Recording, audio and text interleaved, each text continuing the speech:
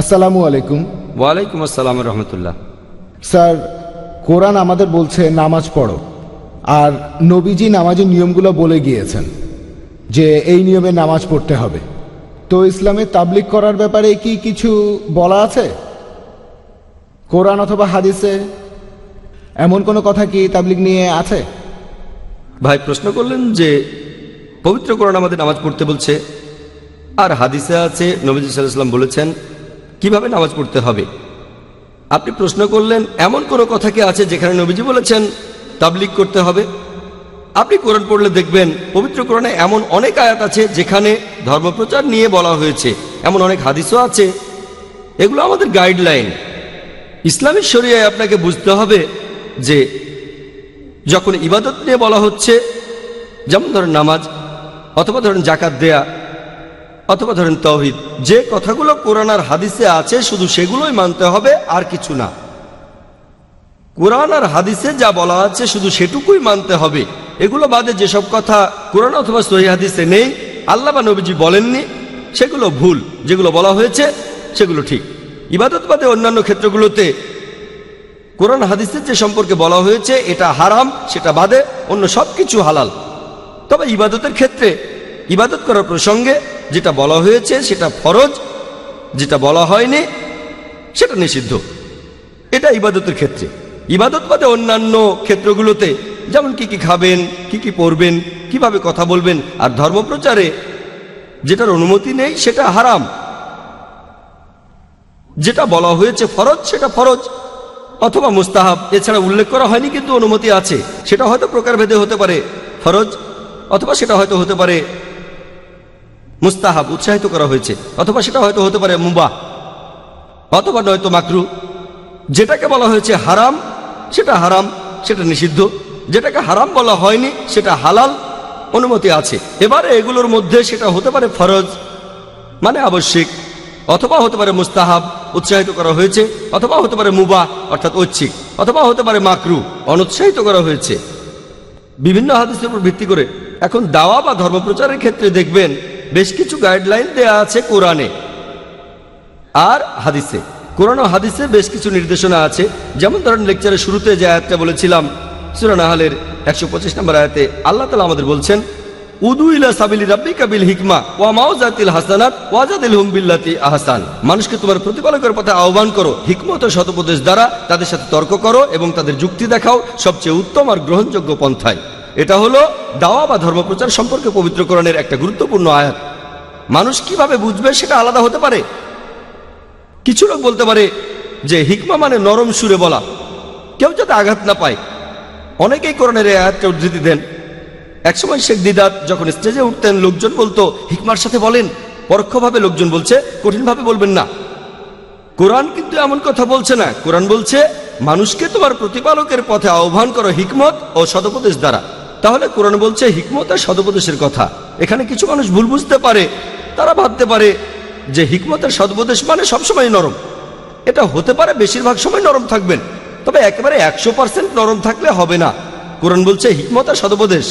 আর যেটা এক সময় হিকমা, অন্য সময় সেটা হিকমা নাও হতে পারে, এটা পরিস্থিতির উপর নির্ভর করে। আর লোকজন আমাকেও বলে, যখন লেকচার দিতে যাই আমি অমুসলিমদের উদ্দেশ্যে, লেকচারের আগে বলে জাকির ভাই হিকমার সাথে বলেন।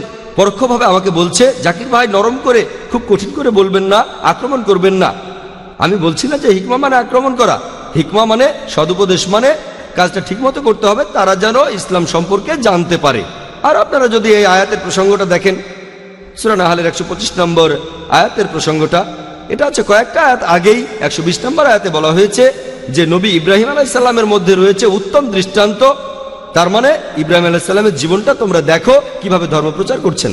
এবারে ক্রস রেফারেন্স খোঁজেন, দেখবেন যে পবিত্র কোরআনের আরেকটা আয়াত আছে তিনি দেবতার মূর্তি ভেঙেছিলেন। অন্য আরেকটা আয়াত আছে নবী ইব্রাহিম আলাইহিস সালাম তার বাবাকে বলেছিলেন আপনি মুশরিক, তাকে বাসা থেকে তাড়িয়ে দেওয়া হয়েছিল।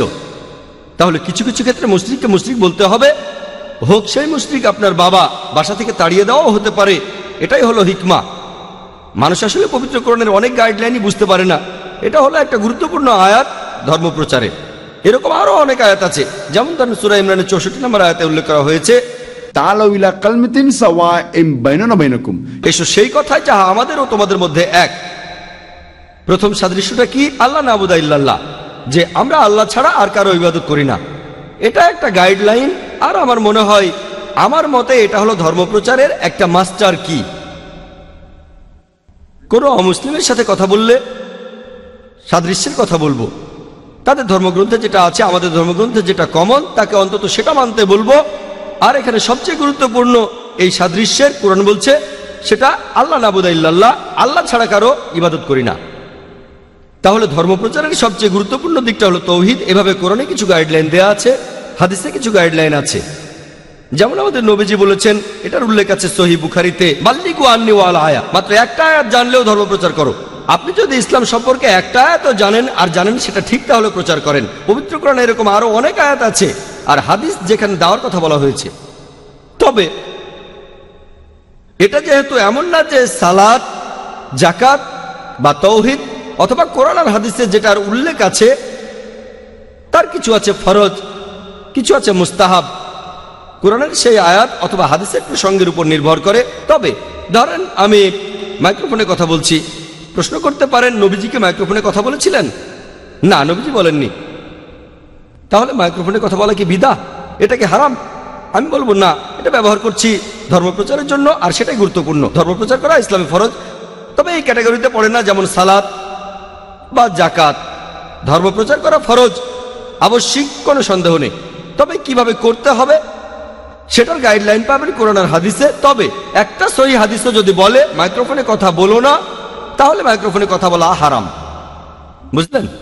অথবা বলতে পারেন যে মুহাম্মদ সাল্লাল্লাহু আলাইহি ওয়াসাল্লাম কি টিভিতে কথা বলেছেন, স্যাটেলাইট চ্যানেলে কথা বলেছেন, তাহলে স্যাটেলাইট কি হারাম?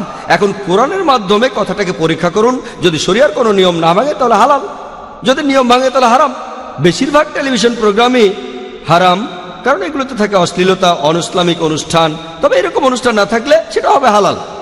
আমরা এটাকে ব্যবহার করতে পারি, এই মিডিয়াকে ইসলাম প্রচারের জন্য। যদিও কোরআন আর হাদিসে এর উল্লেখ নেই, তবে একটা আয়াত এমন বলছে, মানুষকে তোমার প্রতিপালকের পথে আহ্বান করো হিকমত ও সদুপদেশ দ্বারা। আমার হিকমা হিসেবে স্যাটেলাইট চ্যানেলকে ব্যবহার করছি।